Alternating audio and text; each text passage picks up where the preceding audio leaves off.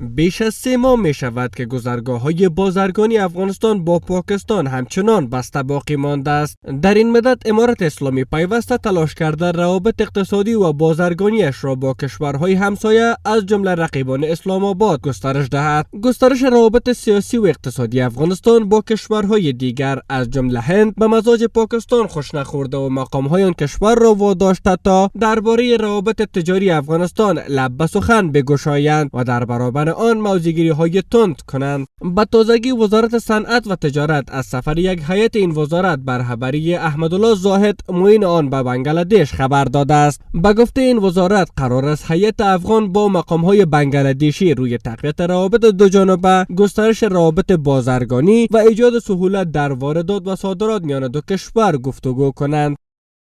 در جریان این سفر قرار است هیئت امارت اسلامی افغانستان با مقامات آن کشور در رابطه با روابط تجارتی دوجانبه میان افغانستان و بنگلادش، تسهیلات صادرات و واردات، فرصت‌های سرمایه‌گذاری مشترک، تقویت همکاری‌های تجارتی میان دو کشور و امضای تفاهم‌نامه‌های مشترک گفتگو و بحث همه‌جانبه نمایند.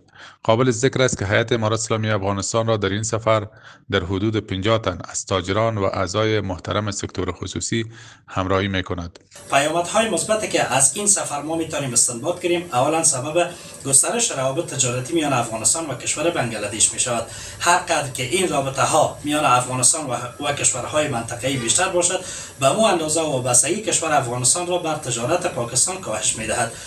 این وزارت افزوده که در ترکیب این هیئت شماری از بازرگانان کشور نیز حضور دارند و همچنان شماری از تفاهم‌نامه‌های تجاری میان دو کشور در راستای همکاری‌های دوجانبه تجاری نیز به امضا خواهد رسید.